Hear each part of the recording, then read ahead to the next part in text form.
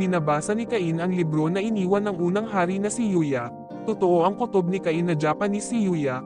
Banihaji ni Yuya kung paano siya napunta sa mundong ito, na aksidente si Yuya at na-reincarnate sa bagong mundo, ngunit hindi nagbago ang mukha ni Yuya, di katulad ni Cain, may tumatawag kay Cain, nagulat siya at dumating sila Telestia at Silk, tinanong ni Telestia kung ano ang binabasa ni Cain, at sabi ni Silk na baka nag-aaral si Cain dahil palapit na ang entrance exam, sinabayan na lang ni Cain at sumang-ayon siya, gusto ni Silk na mag-aral kasama si Cain, nainggit si Telestia at gusto rin niya, nag-aaway silang dalawa, nang biglang tumayo si Cain at sinabing na marami pa siyang kailangan gawin, tinanong nila Telestia at Silk kung pwede ba siya bukas, na sinabi naman ni Cain na mas marami siyang gagawin bukas, at dali-dali siyang umalis, napabuntong hininga si Cain nang dumating si Tijuana, at niyaya siyang makipaglaban bukas, tumanggi si Cain at tumakbo palabas ng palasyo, ito pala ang araw na pinakakahintay ni Cain ng ika-12 taong gulang niya, ang panahon na pwede na siyang mag-register bilang adventurer. Si Cain ay na-reincarnate galing sa ibang mundo,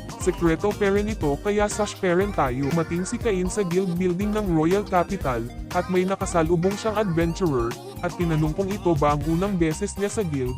Sumang-ayon si Cain at sinabi niya na magre-register siya bilang isang tunay na adventurer. Pinaalalahanan ng lalaki si Cain na isa lang ang kanilang buhay kaya kailangan niyang mag-ingat, at umalis na ang lalaki. Sinabi ni Cain sa sarili na parang pamilyar sa kanya ang pulang buhok ng lalaki. Nag-register na si Cain para maging tunay na adventurer, at G ang rank na nakuha niya. Nagpakilala ang babae na si Retia, at sinabihan na maging maingat. May 3 adventurer ang lumapit sa kanila, at inaharas si Retia, at sinabihan si Cain na hindi siya nabibilang sa guild. Sinipa si Cain ng isa sa mga adventurer at umilag si Cain gamit ang teleportation. Nagalit ang isa at sumugod. Umilag ulit si Cain. Nagalit silang 3 at sumugod ang 2 ulit kay Cain. Inilagan ulit ni Cain. Ang sumipa kay Cain ay nababalak humugat ng espada. Pinigilan siya ni Cain, at dumating ang lalaking may pulang buhok, at tinulonggan si Cain. Sikat pala na adventurer ang lalaki, ang pangalan niya ay Claude. Natakot ang 3 at umalis. Nagpasalamat si Raita at Cain kay Claude. Sinabi ni Claude na pinigilan niya ang 3, hindi dahil para kay Cain, ngunit para sa kanilang 3, dahil nakita ni Claude na malakas si Cain. Tinanong ni Claude ang pangalan ni Cain, binagay ni Cain ang kanyang pangalan, at hindi kasama ang apelyido niya. Sinabi ni Claude na tatandaan niya ang pangalan ni Cain, at binilhan ng inumin ni Claude si Cain. Umupo sila at nag-usap. Sinabi ni Claude na sa nakita niya, alam niyang nagsasanay si Cain, at sinabi ni Cain na simula ng bata pa siyang nagsasanay, at ang nagturo sa kanya ay mga tutuong adventurer, na ikinagulat ni Claude. Ni-welcome ni Claude si Cain sa pagiging adventurer. Tinanong ni Cain si Claude kung ano ang Ice Flame. Sagot ni Claude na ito ang pangalan ng kanilang party, at galing ang pangalan dahil ang gamit niya ay Flame Sword, at Ice Magic naman ang gamit ng asawa niya. Namangha si Cain, pinayohan ni Claude si Cain na humanap ng partner para marami siyang matapos na quest at tumaas ang kanyang rank. Pinakita ni Claude ang kanyang gold card at isa siyang A-rank na adventurer. Namangha ulit si Cain sa kanya. Sinabi naman ni Claude na malayo pa siya sa unang hari na SS ang rank, at ang kulay ng card ng SS rank ay black. Dagdag pa niya na mas maganda ang gold. Pinalo si Claude ng staff sa likod. Kanina pa pala hinahanap si Claude ng kanyang asawa. Ipinakilala ni Claude ang kanyang asawa si Lina. Sinabi ni Lina na umalis na sila para sa isang quest. Nagpakilala si Cain, at sinabi na niligtas siya ni Claude. Natuwa si Lina at sinabi na ang cute ni Cain. Dagdag pa niya na tutulungan niya si Cain. Nagpasalamat si Cain. Sabi ni Claude na nakakabaliw ang husay sa kabila ng itsura niya. Pinalo ulit si Claude ni Lina, at kinaladkad si Claude palabas. Tinitignan ni Cain ang mga quest para sa mga G-rank na adventurers, ngunit nadismaya siya dahil sobrang dadali lang nito, tulad ng paglilinis at transportasyon ng kargamento. Hinahanap niya ng quest na nakikipaglaban sa halimaw. Nakakita siya ng quest para sa Goblin Extermination sa kagubatan sa silangan, at malaki din ang pabuya. Kinuha ni Cain ang quest at lumabas na siya. Nang dumating si Tijuana at DM, sabi ni DM na magsasanay ang mga knights sa labas. Tinanong ni Tijuana kung anong ginagawa ni Cain doon. Sagot naman ni Cain na nag-register siya bilang adventurer at pupunta siya sa pinakaunan niyang quest. Sabi ni Tijuana na sasamahan niya si Cain. Nagulat si Cain. Tumuto si DM at sinabi na paano na ang pagsasanay ng mga knights. Nagalit si Tijuana at sinabing, anong klase siyang asawa kung di niya susuportahan si Cain. at dagdag niya na si DM na bahala sa pagsasanay nila, balak na tumakas ni Cain, ngunit nahuli din siya at ikinaladkad ni Tijuana. Naglakbay na sila Tijuana at Cain, namumula ang pisngi ni Tijuana dahil silang dalawa lang ang naglalakbay, at kinaladkad si Cain papasok sa gubat. Gumamit ng search si Cain para malaman kung nasaan ang mga goblins. Binilisan ni Tijuana ang takbo at nagpahabol kay Cain tulad ng sa isang teleserye. Dumating sila sa lugar na kung saan nakita ni Cain ang mga goblins gamit ang kanyang search. May mga wasak na gamit at karwahe, may nakita din silang mga goblin, at may isang taong walang malay. Sumugod sila Cain, gumamit si Cain ng healing magic, umatake si Tijuana. Napatay niya ang 3 goblin, ngunit marami pang goblin. Gumamit si Cain ng buff para palakasin si Tijuana, at sinabi niya na nag-uumapo siya sa kapangyarihan ng nagniningning na pag-ibig ni Cain, na sila ay pinag-isa. Binigkas ni Tijuana ang mga panata sa kasal, natalo niya ang mga goblin. Nag-i-imagine si Tijuana na kinakasal na sila ni Cain, naputol ang imagination niya nang dumating ang mga green lizards. Sinabihan ni Cain si Tijuana na umalis na kasama ang lalaki, na kaya niyang mag-isa. Gumamit siya ng light magic para bulagin ang mga halimaw. Sinundan niya itong ng ice pillar para tapusin ang mga halimaw. Nabigla ang lalaki. Natuwa naman si Tijuana sa lakas ni Cain. Dumating si Millie at Nina sa lugar na alam nila kung saan ang mga green lizards, ngunit isang malaking butas lamang ang kanilang nakita. Bumalik si Cain sa guild. Tinanong ni Cain kung makakakuha ba din siya ng pabuya sa pagpatay sa mga green lizards kahit hindi niya tinanggap ang quest. Nagulat si Repia, dahil ang green lizard na quest ay para sa mga D-rank adventurer kung isa lang ito, at C-rank kung isang pangkat, at nagpasalamat siya na walang nangyaring masama kay Cain. Sinabi ni Cain na 30 ang napatay niya, na ikinagulat lalo ni Repia. Dahil imposible ito, pinuntahan ni Repia ang kanilang chief. Binalita niya ang tungkol kay Cain. Nagulat din ang kanilang chief, dahil natalo ni Cain ang mga ito ng mag-isa, at nais niyang makausap si Cain. Nagpakilala ang kanilang chief na si Cedric, at dahil wala ang guildmaster siya ang aasikaso kay Cain, pinagdudahan ni Cedric si Cain. Tinanong niya kung saan nakuha ni Cain ang mga green lizards. Tumutol si Repia at sinabi na wala silang ebidensya na nanday si Cain. Sinabi ni Cain na siya talaga ang pumatay sa mga halimaw. Dinagdag ni Cedric na hindi lang G-rank si Cain at isa pa siyang commoner, at niloloko lang niya ang guild para magkapera, at nirevoke ni Cedric ang kanyang guild card. Nagtangkang promotesta si Repia, ngunit pinatahimik siya ni Cedric, at pinaalis si Cain. Nag-alala si Cain dahil kakakuha lang niya ng kanyang guild card. May dumating na elf sa silid. Ito ang guildmaster. Humingi ng tawad si Cedric, at sinabi na hindi inamin ni Cain na nandaya siya. Tutol naman si Cain, na hindi siya aamin kasi hindi naman talaga siya nandaya. Nilapitan ng guildmaster si Cain. Tinanong ng guildmaster si Cedric kung paano niya napatunayan na nandaya si Cain. Pinaliwanag ni Cedric ang impormasyon. Tumawa ang guildmaster, at sinabi na nakakatiyak ba si Cedric na hindi ito magagawa ni Cain, na marami pa siyang dapat matutunan. Ipinilit ni Cedric na nagsisinungaling si Cain, at tinawag siyang rotten child. May pinapasok ang guildmaster. Pumasok si Tijuana at niyakap si Cain. Tiwanag niya si Cain na asawa. Nagulat si Repia at si Cedric. Pinaalala ni Cain na dapat sekreto lang ang engagement nila. Nagulat palalo sila Repia at Cedric. Tinanong ni Cain si Tijuana kung bakit siya nandoon. Sagot niya na pagkatapos niyang ihatid ang lalaki, pumunta siya sa guild para pag-usapan kung paano tatalunan ang goblins at green lizards. At ngayon nandito sila sa sitwasyon, sabi ng guildmaster, at tinawag si Cain na Baron. Nagulat si Cedric nang marinig ito, at tinanong ng guildmaster kung hindi nabalitaan ni Cedric ang batang nagligtas kay Princess Celestia at Silk sa pangkat ng mga orcs. Hindi makapaniwala si Cedric na si Cain pala iyon. Sabi ng guildmaster na siya, si Great Baron Cain. Nagtaka si Cedric dahil hindi nilagay ni Cain ang titulo niya. Sagot naman niya na gusto niyang tretuhin ng normal. Dinagdag pa ng guildmaster na anak si Cain ni Margrave Garb, at kung ikakasal na sila ni Tijuana ay magiging bayaw niya ito. Nagulat si Cain. Tumawa ang guildmaster, at tinanong si Cedric kung tatawagan pa niya si Cain na rotten child, at kung ganun ay isa siyang rotten big brother. Humingi ng tawad si Cedric na hindi niya alam. Tinanong ni Cain kung pag-iinsulto ba ng noble ay isang krimen. Sagot ni Tijuana na ang commoner na ng insulto sa noble ay pwedeng bitihin. Pinatawad ni Cain si Cedric. Dagdag niya dapat maging maingat si Cedric sa susunod. Nangako si Cedric na hindi na niya uulitin. Tinanong ni Cain ang Guildmaster kung tatanggapin ba nila ang mga Green Lizards. Sagot ng Guildmaster na oo at inutosan si Rethia. Dagdag niya na pambihira ang ginawa ni Cain at tinaas ang rank niya sa sea. Tumutol si Tijuana at pinaalam sa kanya na sa edad na 10 ay natalo ni Cain ang isang Red Dragon, at mas malakas pa si Cain sa kanya. Nagulat na naman sila Rethia at Cedric. Nag-isip ang Guildmaster, at sinabing bago ka ma-promote sa rank B ay kailangan mong makatalo ng mga bandits. Dagdag pa niya na wala sigurong paputol kung i-promote niya si Cain sa A-rank na adventurer. Nagulat na naman sina Rethia at Cedric, dahil na-promote si Cain sa una niyang araw. Sabi ng Guildmaster na kailangan peren ni Cain talunin ang mga bandits. Tanong kung ayos lang ba na hulihin niya ang mga bandits at dalhin sa kanila. Sumang-ayon naman ang Guildmaster. Inutosan ng Guildmaster si Rethia at Cedric na gawing opisyal ang pagka-promote ni Cain. Lumabas sa silid ang dalawa. Humingi ng tawad ang Guildmaster sa pagtrato sa kanya. Sagot ni Cain na hindi na kailangan humingi ng tawad.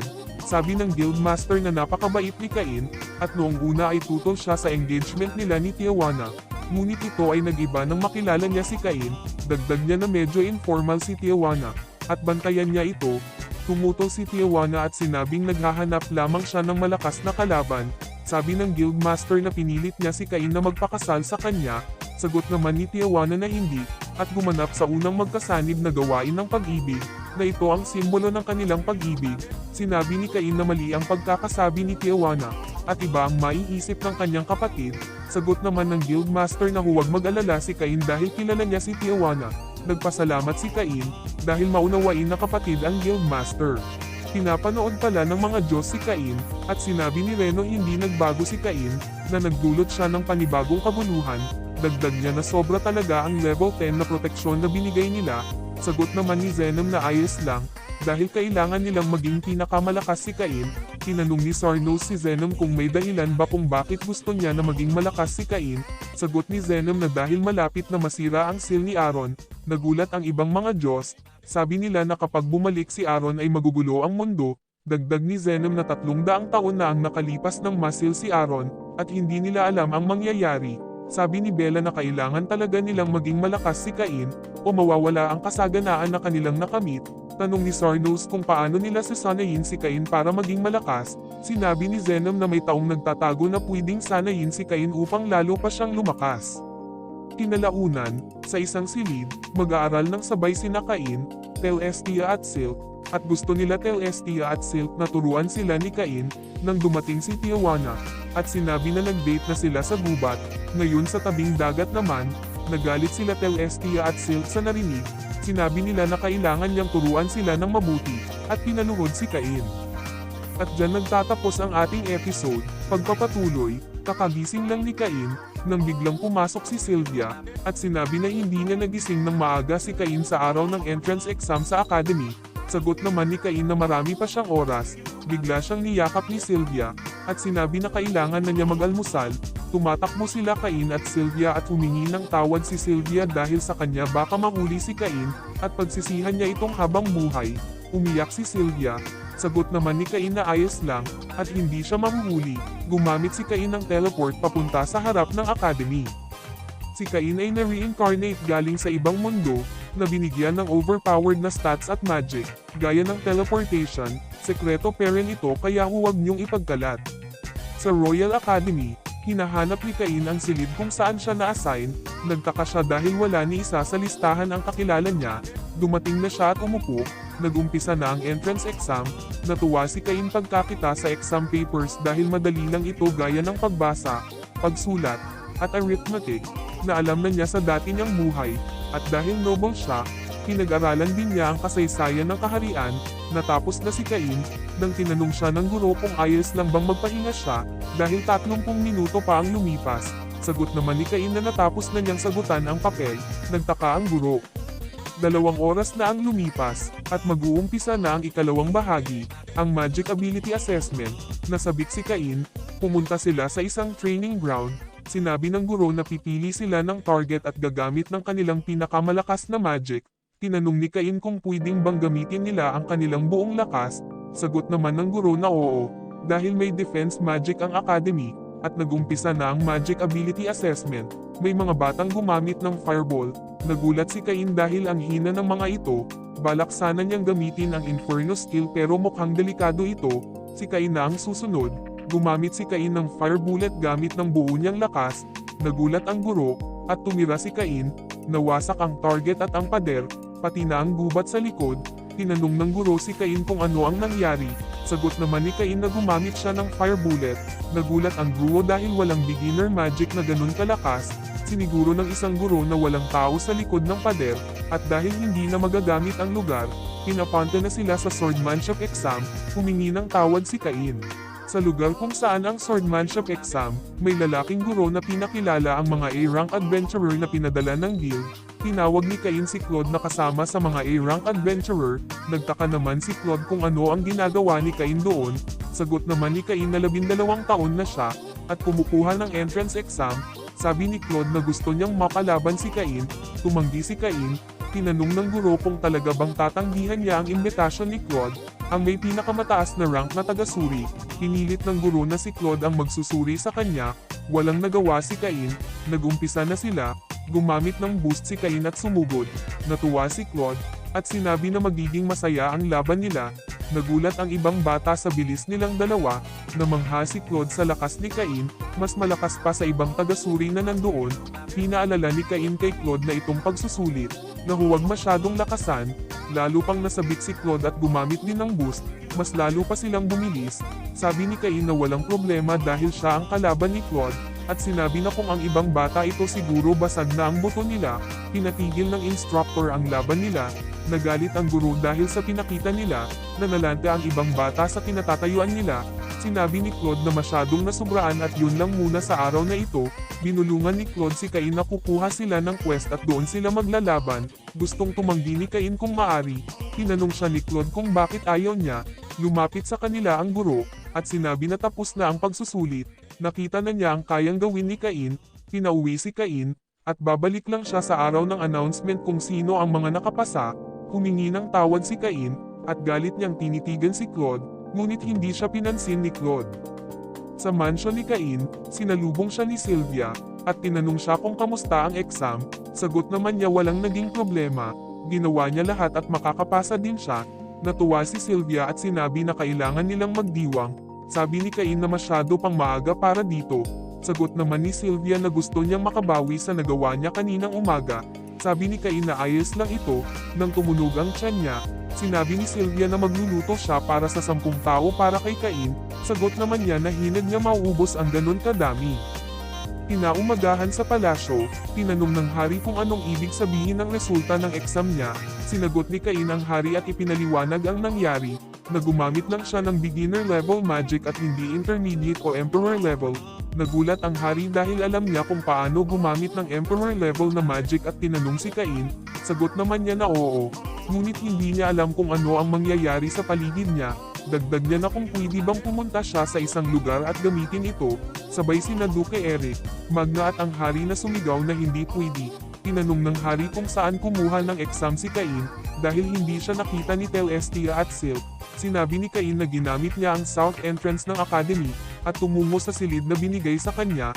Tinanong ng hari kung bakit may 2 entrance ang academy. Sagot ni Cain na ang north ay para sa mga noble at ang south naman ay para sa mga commoners, at tinanong siya ulit ng hari kung anong entrance ang ginamit niya.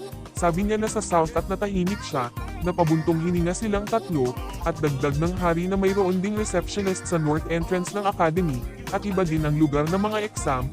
Sinabi ni Duke Eric na kinuha ni Cain ang exam kasama ang mga commoners. Sinabi ng hari na nagalit si Telestia nang hindi siya makita, at kinausap si Duke Eric ng headmaster ng academy. Kanina, sa opisina ni Duke Eric, sinabi ng headmaster na may problema sa entrance exam ngayong taon. Sagot naman ni Duke Eric na kailangan lang nilang i-anunsyo ang resulta gaya ng dati. Dagdag ng headmaster na may commoner na nakakuha ng perfect score sa written exam, winasak ang training area, at nakipagsabayan sa isang A-rank adventurer sa pakikipaglaban. Tumawa si Duke Eric. Sinabi ng headmaster na hindi nakakatuwa ang problema na ito. Tinanong ni Duke Eric ang headmaster kung ang pangalan ba ng bata ay Cain. Sagot ng headmaster na oo, at tinanong kung bakit alam ito ni Duke Eric. Sumakit na ang tiyan niya sa katetawa, at sinabi na hayaan na ang resulta. Nagtaka ang headmaster, Sabi ni Duque Eric na siguradong magugulat si Prime Minister Magna sa pagdating ng repair bill. Sa kasalukuyan, hawak ni Prime Minister Magna ang repair bill. Sinabi ng hari na ilang ulit pa bang ipaalala kay Cain na huwag sumobra. Humingi ng tawad si Cain, dagdag ng hari na hindi na ito mahalaga, na ngayon araw anunsyo ang resulta, at sinabi na pumunta siya doon, sumang-ayon si Cain. Sa academy, nakasulat ang mga nakapasa sa exam, hinahanap ni Cain ang kanyang numero 285, dumating si Silk at binalita kay Cain na siya ang top sa klase, pangalawa si Teles, at pangatlo siya, lumapit si Silk, at bumulong kay Cain na alam niya ang nangyari, at isa itong malaking, oops, sinabi din niya na wala si Teles ngayon, pero nagalit si Teles nang hindi niya makita si Cain sa araw ng exam. Alam ni Cain na papagalitin na naman siya, dagdag ni Silk na dapat umasa si Cain na makita siya sa kanilang school uniform, at kung wala si Cain sa seremonya, ay panuluhurin siya ni Silk.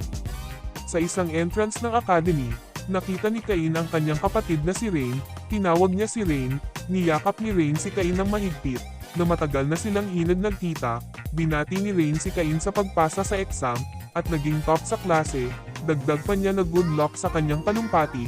Nagtaka si Cain, sagot ni Rain na ang top kada taon sa exam ay magbibigay ng talumpati. Sinabi ni Cain na mas gusten pa niyang si Teles ang magbibigay ng talumpati. Sagot naman ni Rain na hindi na pwedeng baguhin dahil inanunsyo na nila ito. Sa mansion ni Cain, hindi mapakali si Sylvia. Naghihintay sila ni Colin kay Cain, dumating na si Cain, tinanong siya ni Sylvia sa resulta. Sagot naman niya na nakapasa siya at top ng kanyang klase. Muntik nang maiyak si Sylvia sa tuwa, at niyakap si Cain. Sinabi ni Colin na namangha siya sa resulta ni Cain.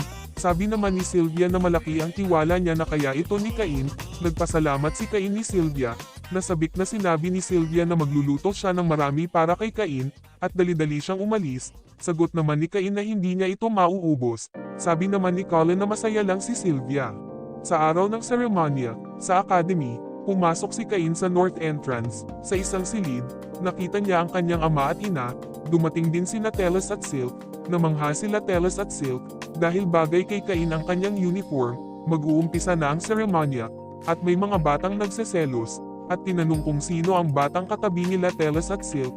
Nagsalita na ang headmaster ng academy, at tinawag si Cain. Nagpalakpakan ang mga tao. Nagbigay ng talumpati si Cain at nagpakilala sa lahat.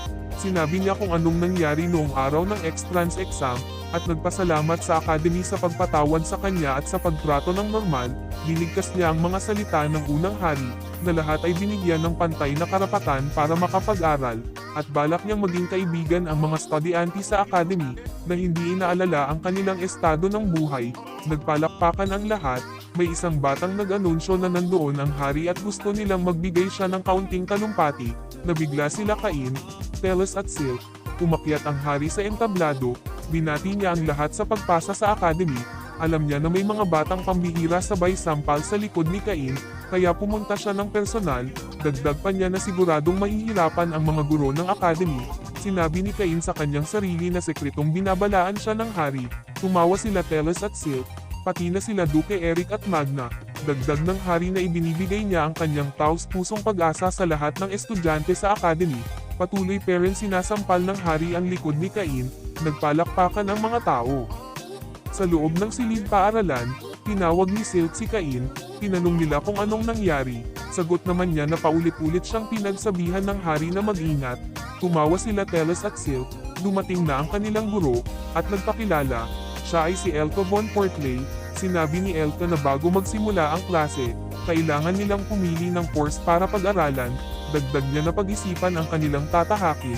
Nasabik si Cain at sinabi na adventuring ang kanyang pipiliin, ngunit pinigilan siya nila Telestia at Silk.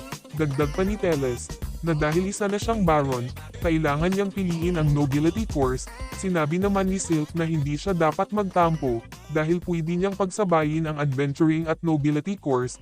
Natuwa naman si Cain nang marinig ito, at sinabi na ang pipiliin niya ay nobility, adventuring, magic at magic items. Tinanong niya sila Teles at Silk kung ano ang pipiliin nila. Sagot ni Teles na pipiliin niya ay nobility at internal affairs. Tinanong ni Cain kung bakit internal affairs. Sagot naman niya na para balang araw siya ang mamahala sa domain ni Cain. Sagot naman ni Silk na ang kukunin niya ay nobility at commerce, dagdag niya na gusto niyang pag-aralan kung anong kailangan ni Cain sa kanyang domain balang araw. Nagpasalamat si Cain sa kanila at sinabi na pagbubutihin din niya para sa kanila, sabay silang nagsalita na umaasa sila dito. Pagkatapos ng klase, lumabas sila sa silid, may binubuli sila Havoc. Nakita ni Cain na parang pamilyar ang tainga ng bata, nakita ni Cain si Parma. Tinanong ni Havoc kung ano ang ginagawa ng isang commoner na bespoke sa Class A, dagdag pa niya na siya ang nababagay sa Class A, sumang-ayon naman ang alalay niya, at pinapauwi nila si Parma. Dagdag pa ni Havoc na kung hindi pumunta si Parma sa academy, siguradong mapupunta siya sa Class A. Lumapit si Cain sa kanila, at sinabi na dapat pantay ang pagtrato sa mga noble at commoner sa academy. Nagalit si Havoc. Paglingon niya nakita niya si Cain, at natakot sila. Sabi ni Cain na kahit isang high-rank noble ay walang karapatan na sabihin yun, pero nakaya ni Havoc. Dagdag pa niya na kaibigan niya si Parma. Tinanong ng isang noble kung bakit mas pinili ni Cain pumanig sa commoner kaysa kapwa noble niya. Sagot niya na walang pinagkaiba sa kanya kung noble o commoner. Pumapanig siya sa kaibigan niya. Nagbanta si Havoc na kung papanig si Cain sa commoner ay sasabihin niya ito sa kanyang ama, para pahirapan ang pamilya ni Parma. Nagalit si Cain, nang dumating si Silk, at tinanong kung ano ang sisirain nila, at dinagdag ni Telestia kung ano ang nangyayari doon. Nagulat ang tatlo at lumuhad. Sinabi ni Telestia na walang mga noble kung walang mga commoner, at kailangan ba niyang i-report ito sa kanyang ama. Humingi ng tawad si Havoc. Sabi naman ni Telestia na hindi dapat sa kanya humingi ng tawad, kundi kay Parma. Humarap silang tatlo kay Parma at Cain, at humingi ng tawad. Nagmamadali silang umalis, humingi ng tawad si Cain kay Parma dahil natagalan niyang makilala na si Parma ang binubuli nila. Nagpasalamat si Parma kay Cain, sabi niya na masaya dahil iisa ang kanilang paaralan, at nahiya din siya dahil hindi sila magkaklase. Sagot naman ni Cain na kamangha-mangha na ang A-class, at kung mayroon siyang hindi maintindihan ay puntahan at tanungin lang siya. Natuwa naman si Parma. Lumapit sila Teles at Silk, at sinabi na parang medyo malapit silang dalawa, at kailangan nilang mag-usap tungkol dito. Pinaluhod ni Silk si Cain, at wala siyang nagawa. Sinabi naman ni Telestia na mag-uusap sila ni Parma. Nag-uusap ang tatlo at tumawa. Gustong malaman ni Cain ang kanilang pinag-uusapan, at ito ba'y simula ng isang alyansa, at kung hanggang kailan siya luluhod. May narinig si Cain na tumatawa, at sinabi na isa siyang interesadong bata, gaya ng sinabi ng matanda, at gusto niya si Cain. Nagulat si Cain. Sabi ng boses mag-uusap sila. Tinanong ni Cain kung sino siya. Dagdag ng boses na sigurado ay namamanhid na ang kanyang paa, at naghihintay siya sa library. Inutosan siyang pumunta doon at mag-uusap sila. Pumunta si Cain sa library. Pagbukas niya sa pinto ay iba ang nakita niya. Na-teleport siya sa loob ng bahay. May nakita siyang lalaking nagtitimpla ng kape. Tinanong siya kung gusto ba niya ng asukal. Oo naman ang sagot ni Cain, at tinanong niya kung sino siya, at bakit may kape sa lugar na ito. Sabi ng lalaki na matagal na siyang naghihintay kay Cain at tinawag siyang Shina Kazuya. Ang pangalan niya sa kabilang mundo. Nagulat si Cain sa narinig. Binigay ng lalaki ang kape. Dagdag pa niya na isa talaga siyang bata. Tinanong niya si Cain kung hindi ba niya ito iinuman. Dagdag niya na huwag siyang mag-alala. Wala itong lason. Tinikman ni Cain ang kape, at nagustuhan niya ito. Natuwa ang lalaki kay Cain. Sa nakaraang episode, si Cain napunta sa isang lugar, at may isang lalaking nakakakilala sa kanya, hindi lang bilang si Cain kundi pati na ang kanyang pangalan sa kabilang mundo. Sinabi ng lalaki na hindi kailangan maging alerto ni Cain, dahil pinaalam na sa kanya ni Zenom at iba pang Diyos na na-reincarnate siya. Nagulat si Cain at tinanong ang lalaki kung nagkita ba sila ng mga Diyos. Sagot naman niya na oo. Nagpakilala ang lalaki bilang si Yuya Teria Hirasawa Expert, o Yuya Hirasawa. Biglang napatayo si Cain nang marinig ito, at tinanong kung siya ba talaga ang unang hari. Dagdag pa ni Cain na nabasa niya ang librong isinulat niya tungkol sa Emperor level na magic, ngunit 300 taon na ang nakalipas. Tinanong niya si Yuya kung isa ba siyang multo at tinignan ang ilalim ng mesa. Tumawa si Yuya at sinabi na pwedeng gamitin ni Cain ang judgment para malaman ang totoo. Tanong niya kung okay lang ba. Tumango naman si Yuya. Binuksan ni Cain ang status window at nakita niya na isa siyang God of Creation. Fabnil pala ang lugar kung saan sila, at ito ay nilikha ni Yuya. Dagdag pa niya na kahit 300 taon na ang nakalipas ganon pa rin ang lugar. Alam natin na si Cain ay na-reincarnate bilang isang noble, na may pinakamalakas na stats, pero mukhang mali tayo. Pinaupo ni Yuya si Cain para mapaliwanag niya kung bakit siya pinatawag sa Fabnil. Sabi niya na hiniling nila Zenom na sanayin niya si Cain. Nagtanong si Cain kung bakit. Nahihirapan na nga siya dahil napakalakas na niya. Sinabi ni Yuya kay Cain na subukan niyang kunin yung biskwit na hawak niya. Sinubukan ni Cain, ngunit mas mabilis pa si Yuya kaysa kanya. Dagdag ni Yuya na hindi pa niya kaya. Tinanong ulit ni Cain si Yuya kung bakit kailangan niyang maging malakas. Sagot ni Yuya na dahil may isang taong kailangan niyang labanan, at ang taong iyon ay ginawa na lahat ng tao sa mundo na mag-away at magpatayan. Tinanong ni Cain paano niya ito nagawa. Sagot ni Yuya na simple lang, gumamit siya ng oracle para maghasik ng kawalan ng tiwala sa ibang bansa at itanim ito sa isip ng mga tao para mag-away sila. Ang pangalan ng kailangan kalabanan ni Cain ay si Aaron, ang evil god. Dagdag pa ni Yuya na gawa nila ng mga kasama niya na seal siya 300 taon ang nakalipas. Pero kailan lang ay lumuwag ang seal na ito, kung wala silang gagawin ay makakatakas si Aaron. Tinanong ni Cain kung bakit hindi pwedeng i-reseal ni Yuya si Aaron. Sagot ni Yuya na hindi, dahil Diyos na siya ng Fabnil. Dagdag niya na gaya ng 7 Diyos, hindi siya pwedeng makialam sa mundo, at siya na ang bahala dito. Sabi din niya na makakatulong ang dati niyang buhay sa kanya. Tinanong niya kung ano ang ibig sabihin ni Yuya. Hinawakan ni Yuya ang kamay ni Cain at nag-teleport sila sa dagat. Nagulat si Cain. Sinabi ni Yuya na simula ngayon siya na ang guro ni Cain at binigyan siya ng espada. At kung makompleto niya ang gawain ay sasabihin niya ang lahat. Nag-teleport si Yuya. Sumigaw si Cain na gusto niyang malaman ang ibig sabihin ni Yuya tungkol sa dati niyang buhay. Bumalik si Yuya at may binigay kay Cain na parang compass. At sinabi na kailangan niya sundan ito, at darating siya sa mansion kung saan sila kanina, at kailangan niyang magpa-level up. Dahil sa mundo na iyon, si Cain ay lower mid-level. Kailangan niya na maging level 600 para magkaroon siya ng pagkakataon laban kay Aaron. Sabi ni Cain na nasa level 300 lang siya ngayon. Dagdag ni Yuya na medyo matatagalan si Cain at pinagbawalan siya gumamit ng teleportation magic. Tanong naman ni Cain na paano na ang pag-aaral niya. Sagot naman ni Yuya na hindi niya kailangan mag-alala, dahil ang 1 taon sa Fabnil ay 1 araw sa labas. Nagpaalam na si Yuya. Sabi ni Cain na wala siyang magagawa at sumugod patungo sa gubat. Sa loob ng gubat maraming halimaw ang nakalaban ni Cain, at naging mas determinado siya na magpa-level up. Sa mansion ni Cain, binuksan ni Sylvia ang pinto. Akala niya si Cain ang dumating. Nakita niya na si Celestia, Silk at mga sundalo ang nasa labas. Humingi ng tawad si Sylvia sa dalawa. Tinanong ni Silk kung nakabalik na ba si Cain. Sagot ni Sylvia na hindi pa simula kahapon. Sabi ni Silk na dahil hindi nila nakita si Cain sa academy ay akala nila na nasa mansion si Cain. Nag-alala si Sylvia dahil baka na-aksidente si Cain, o baka na-kidnap, o baka nakulong. Sabi naman ni Celestia na siguradong ayos lang siya, dahil siya si Cain. Pumasok si Celestia sa loob para hintayin ang pag-uwi ni Cain. Sa Fabnil, hawak si Cain ng isang halimaw, at naisip niya na baka hindi na siya makabalik. Gumamit siya ng magic at pinatay ang halimaw. Nawawalan na ng pag-asa si Cain na makaalis pa sa gubat. Ilang buwan na rin siyang hindi makatulog, at ayaw na niyang mag-isip. Sabi niya sa sarili na hindi na niya kaya. May narinig siyang boses. Pumunta siya kung saan galing ang boses. May nakita siyang hayop na parang lobo. Balak niyang patayin ang hayop para hindi na ito maghirap. Nang maalala ni Cain ang nangyari sa kanya dati, humingi siya ng tawad sa hayop, na gusto lang niyang protektahan ito. Gumamit siya ng healing magic kahit mababa na ang kanyang magic. Hinimatay si Cain. Paggising ni Cain nakita niya na pinuprotektahan siya ng lobo. Tumalon kay Cain ang lobo at dinilaan ang kanyang mukha. Natuwa si Cain. Tinanong niya kung gusto bang sumama ng lobo dahil pareho silang nag-iisa. Natuwa ang lobo at si Cain. Umalis na sila, at tinawag niya ang lobo na Hako, dahil kay Hako naalala ni Cain na kahit gaano kahirap, hindi dapat siya sumuko, dahil may kailangan siyang protektahan. Nakarating na si Cain at Hako sa mansion ni Yuya. Binuksan niya ang pinto, hinihintay siya ni Yuya. Nakita ni Yuya na mas lumaki si Cain. Tinanong ni Cain kung alam ba ni Yuya kung ilang taon na ang lumipas. Sagot ni Yuya na 4 na taon na ang nakalipas.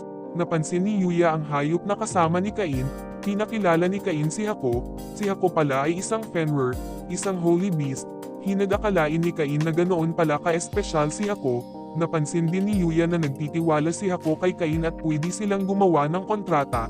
Dagdag niya na kung gagamit siya ng contract summon, pwede niyang papuntahin si Hako sa kanya kahit kailan niya gusto.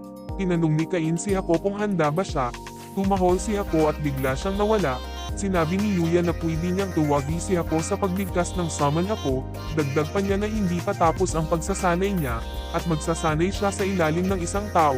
May isang elf na pumasok, pinakilala ni Yuya na siya ay si Derain, nagpakilala si Cain kay Derain, hindi nakalimutan ang pangako ni Yuya na sasabihin ang tungkol kay Aaron at sa dati niyang buhay. Sumang-ayon naman si Yuya na mag-usap sila bago umalis si Cain. Sabi ni Derain na hindi pa malakas si Cain, na mas malakas pa si Yuya sa kanya, at mas malakas pa si Aaron kaysa kay Yuya. Naglaban si Derain at Cain, gumamit ng boost si Cain at umatake, ngunit nailegan ito ni Derain, tinamaan niya si Cain sa tiyan, hinimatay si Cain. Paggising ni Cain, hindi pamilyar sa kanya ang silid, dumating si Hako at dinilaan siya, bumaba si Cain, may babae kinamusta siya. Nagtaka si Cain kung sino iyon, nagpakilala ang babae na asawa ni Derain, si Ruri, at nasa bahay nila si Cain. Dagdag ni Ruri na ilang minuto na lang ay handa na ang pagkain, may nag-iingay sa ilalim ng hagdan, nakita ni Cain ang isang batang dragon, nasabik si Cain at nilapitan ang dragon, inapakan ni Hako si Cain, at umungol sa dragon, lumipad ang dragon at tinatahulan ni Hako. Sinabi ni Ruri na kailangan na nilang tumigil kung hindi, wala silang pagkain. Umiyak si Cain dahil matagal na siyang hindi nakakain ng masarap. Natuwa naman si Ruri, naalala ni Derain na sinabi sa kanya ni Yuya na 4 na taong mag-isa sa gubat si Cain, dagdag niya na kumain lang siya ng mabuti. Sabi naman ni Ruri na sa bahay muna nila titira si Cain kaya makakatikim siya ng luto niya. Nagpasalamat si Cain. Sa kabilang mundo, nagluluto si Silk at Telestia. Sinabihan ni Telestia si Silk na huwag mag-alala dahil hinahanap na ng mga knights si Cain, na kailangan lang nilang gawin ang kanilang makakaya habang naghihintay sa pagbalik ni Cain. Dagdag ni Silk na gusto nilang maging masaya si Cain sa pagbalik niya. Pinagalitan silang dalawa ni Sylvia dahil tumigil sila sa kanilang ginagawa, na kailangan nilang magsanay para makagawa sila ng pagkain na magugustuhan ni Cain. Sumang-ayon naman ang dalawa. Sa Febnil, naglalaban ulit si Derain at Cain, natalo na naman si Cain, maganda ang pinapakita ni Cain, kaya na niya ang mga suntok ni Derain na hindi nahihimatay. Isang taon na ang lumipas, nagsasanay si Derain at Cain, tinamaan si Cain ng sipa at bumagsak siya, pinapatayo siya ni Derain at pinaalala na mas malakas pa si Yuya sa kanya. Naalala ni Cain ang araw na unang nagkita sila ni Derain. Sabi ni Yuya na si Aaron ay dating god of amusement sa mundo ni Zenom. Nagulat si Cain at sinabi na 8 pala ang Diyos dati. Dagdag ni Yuya na ang dahilan kaya walang entertainment sa mundo nila ngayon ay dahil wala na si Aaron. Gumamit si Arrow ng Oracle para palahukan ang mga inosenteng tao sa isang death game, kaya siya pinalayas sa realm ng mga Diyos, at kung babalik si Aaron ay babalik din ang death game. Tinanong ni Cain kung paano niya mapipigilan si Aaron. Sagot naman ni Yuya na kailangan niyang maging malakas, para protkan ang mga taong mahalaga sa kanya. Sumugod si Cain gamit ang espada at nagpatuloy ang paglalaban nila ni Derain. Hindi pala nagawang protektahan ni Yuya ang kanyang mga kaibigan, at ang dahilan kung bakit link si Aaron sa dati niyang buhay, ay ang mga kaibigan na hindi na protektahan ni Yuya ay ang magulang ni Cain. Hindi lang pala si Yuya ang na-reincarnate kundi pati ang magulang ni Cain. Tinatawag sila ng isang babaeng nagngangalang Marine dahil kailangan nila ng tulong. Tinatakas ni Marine silang tatlo para makita nilang ang nag-iba sa kanilang mundo. Sa realm ng mga Diyos, humingi ng tulong ang 7 Diyos sa kanilang tatlo dahil hindi sila pwedeng direktang makialam. May binigay ang mga Diyos na isang orb, nilabanan nila si Aaron. Hindi tinabla ng Inferno Magic si Aaron. Sabay na sumugod si Yuya at si Seiya. Napurohan si Aaron sa mga atake nila, gumamit ng magic si Aaron, at tinamaan si Megumi, at hindi gumana ang healing magic ni Marine. Nagalit si Seiya at sumugod, gumamit siya ng overload, nabigla si Aaron, pero natusok ni Aaron si Seiya. Ginamit ni Yuya ang orb na binigay ng mga Diyos para matalo si Aaron. Sa kasalukuyan, dahil sa nalaman niya, nagsikap si Cain na maging malakas para protektahan ang mga tanong mahalaga sa kanya. Nagamit niya ang overload skill at natalo niya si Derain. Natapos na ang pagsasanay nilang dalawa, nagpasalamat si Cain kay Derain. Dali-dali siyang bumalik sa mansion para hanapin ang kanyang magulang. Nakita niya si Yuya nakaluhod sa harap ng 3 puntod. Sinabi ni Yuya na palaging nag-aalala sa kanya ang magulang niya, at naghahanap sila ng paraan para makabalik sa kanya.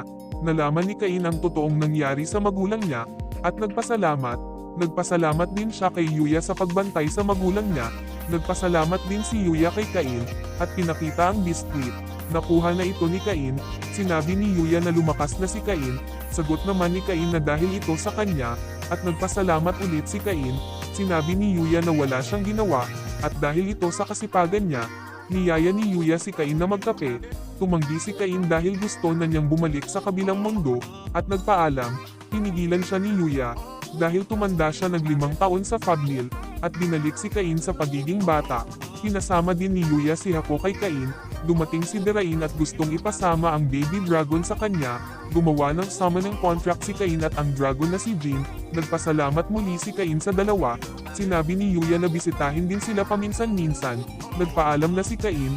Nang paalis na siya, may ipinabibigay si Yuya sa Sahari. Sabi ni Derain na magiging mas malakas pa si Cain sa kanilang dalawa.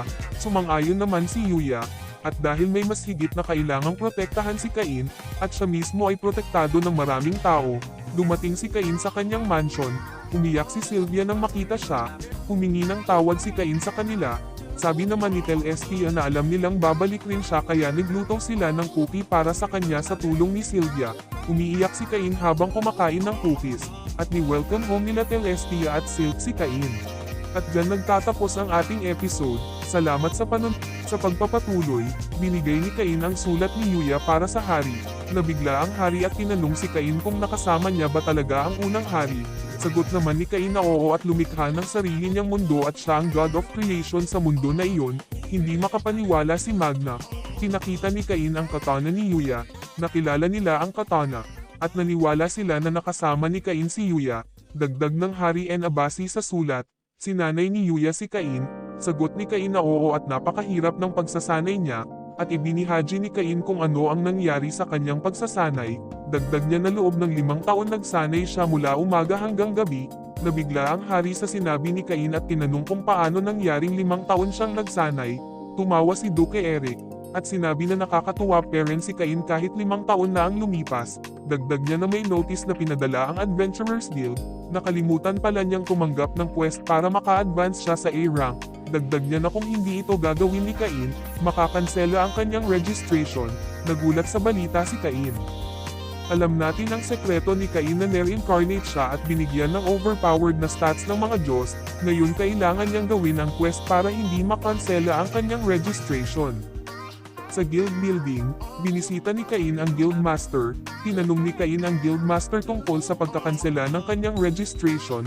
Sinabi ng guild master na nag-alala siya dahil hindi kumuha ng kahit na anong quest si Cain. Humingi ng tawad si Cain. Sabi niya na wala na siyang masyadong oras simula noong nag-aaral na siya, at may mga ibang bagay na nangyari sa kanya. Sabi ng guild master na nag-alala si Tijuana, dahil hindi niya sinabi kung saan siya pumunta. Dagdag pa niya na dahil sa pagkawala ni Cain hindi siya nakapag-mock battle at baka sumabog ang kinikimkim niyang pag-ibig. Tumawa si Cain, at tinanong ulit ang guildmaster tungkol sa kanyang registration. Pinaalala ng guildmaster kay Cain, na noong araw na tinaas ang kanyang rank ay may quest siya na dapat kompletuhin. Dagdag niya na malapit na matapos ang time limit ng quest na iyon, at kailangan niyang magmadali o makakansela ang kanyang registration. Nakiusap si Cain sa guildmaster. Tinanong ng guildmaster kung tatanggapin ba niya ang quest kaagad. Nagtaka si Cain. Sinabi ng guildmaster na kakanselahin na lang niya ang registration ni Cain. Napatayo si Cain at tinanggap ang quest. Sinabi ng guildmaster na kailangan ni Cain talunin ang mga bandits. Tanong naman ni Cain na kailangan lang ba niyang ulihin sila. Binigay ng guildmaster ang detalye sa quest, at sinabi kung saan nagpapakita ang mga bandits. At tinanong si Cain kung kaya ba niya ang 10 bandits. Dagdag niya medyo kalokohan na Tanenjin pa siya, dahil siya ang pinakamalakas sa capital. Sagot naman ni Cain na titignan niya ito. Nag-teleport si Cain sa labas ng capital, at gumamit siya ng fly skill para hanapin ang mga bandits. Nakita ni Cain na may hinaharang na karwahe ang mga bandits. Lumapag si Cain, at nakita niya si Nina, Millie, at si Sabinos. Nakita niya na may sugat si Millie at nilapitan niya. Gumamit si ng high heel, nagpasalamat si Millie, at sinabi niya na masyadong marami ang kalaban para sa kanila. Sinabi ng isa sa mga bandit na paano makakatulong ang isang bata sa kanila. Dagdag pa niya na umuwi na lang siya. Nagtawanan ang mga bandits. Nagalit si Cain, at sinabi na magbabayad sila sa ginawa nila kay Millie. Sumugod ang mga bandits. Gumamit ng boost si Cain. Nilabanan ni Cain ang mga bandits. Sinipa niya ang isa pagkatapos ilagan ang atake nito.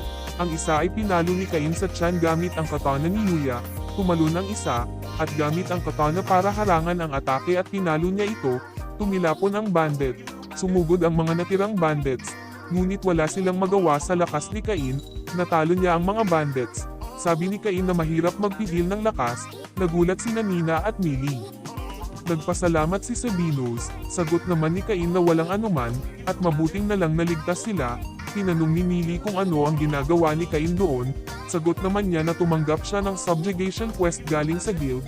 Nagtaka si Millie dahil 12 taon pa lang si Cain at kaka-register lang niya sa guild. Dagdag pa ni Nina na ang subjugation quest ay para lang sa C rank o higher na adventurer. Pinakita ni Cain ang kanyang guild card.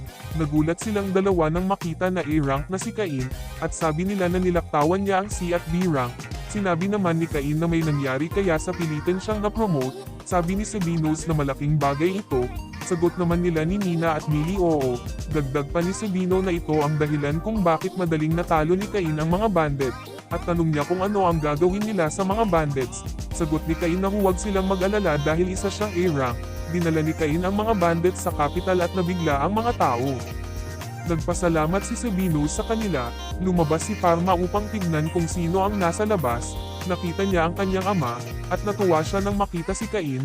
Nabigla siya nang makita ang mga bandits, at tinanong niya kung ano ito. Pinaliwanag naman ni Cain sa kanya na isa itong quest galing sa guild. Sabi ni Sabinus na niligtas sila ni Cain. Namangha si Parma. Sagot naman ni Cain na nagkataon lang na ang umatake sa kanila ay mga bandits na kailangan niyang hulihin. Sabi ni Parma na wala silang pasok ngayon, pero nagtatrabaho pa rin ng husto si Cain, at siguradong may trabaho rin siya sa pagiging baron. Nagulat sila Nina at Millie, at tinanong ni Millie si Cain kung baron ba talaga siya. Sagot naman ni Cain na oo. Dagdag ni Millie na kailangan na niyang respetuhin si Cain na dapat niyang tawagin si Cain na baron. Sinabihan niya si Nina dapat pati rin siya. Sabi naman ni Nina na siya ang pangarap ng mga gold digger. Tumutol naman si Cain. Sabi niya na sila pa rin ang master niya, at pwede pa rin nilang tawagin siyang Cain. Nagpasalamat naman si Millie, at yun ang gagawin nila. Dagdag pa niya na talagang lumaki si Cain sa loob ng ilang taon.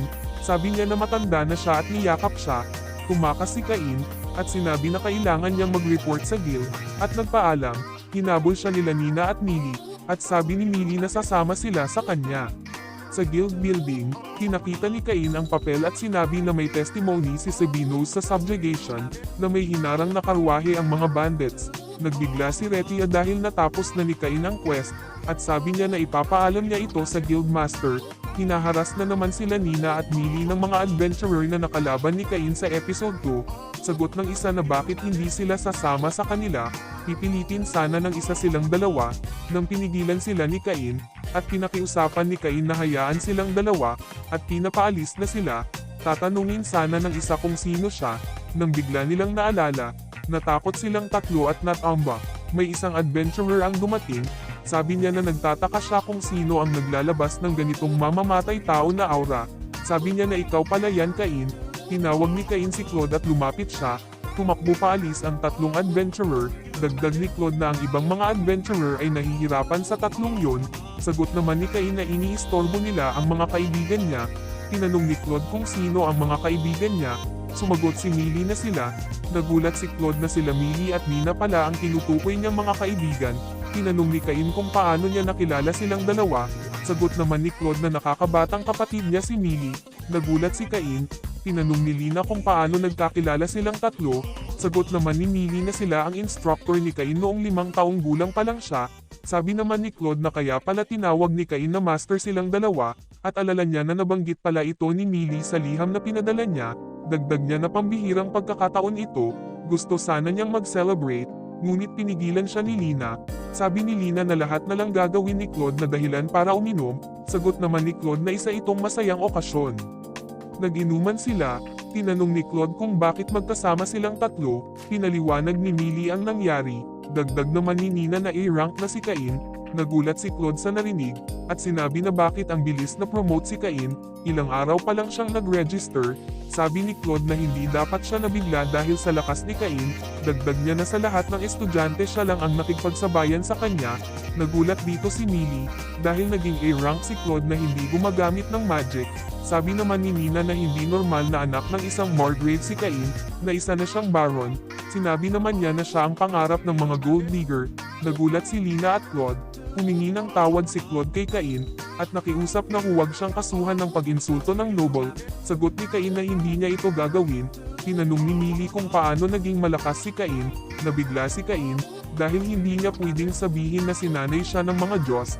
Dagdag ni Millie na kahit bata pa siya ay pumapatay na siya ng Red Dragon. Namangha naman si Claude sa narinig. Pinakita din nila Millie at Nina ang magic bag na binigay ni Cain. Tinanong ni Lina silang dalawa kung gaano karami ang pwedeng ilagay dito. Sagot naman ni Millie na hindi niya alam dahil hindi pa ito napupuno. Tinanong ni Lina si Cain kung saan galing ang mga magic bag. Sagot naman ni Cain na ginawa niya ito, at tinanong ni Lina kung gaano karami ang kasya sa magic bag. Hindi makasagot si Cain. Sinabi naman ni Nina na kasya ang isang mansion sa magic bag. Sabi naman ni Lina na national treasure ang mga magic bag. Tinanong niya si Cain kung paano niya ito ginawa. Sinabi naman ni Cain na gagawan rin niya si Lina ng isang magic bag. Nagpasalamat naman si Lina, at nakatulog. Sabi ni Claude na mahina si Lina pagdating sa alak. Dagdag niya na makakalimutan din ni Lina ang lahat bukas. Nakalimutan ni Cain na may pasok pala siya bukas. Isang linggo siyang wala kaya dapat siyang makapasok. Tinanong naman ni Claude kung bakit nag-aaral pa si Cain kahit baron na siya. Dagdag pa niya na siguradong nararamdaman ni Cain na hindi siya nababagay doon.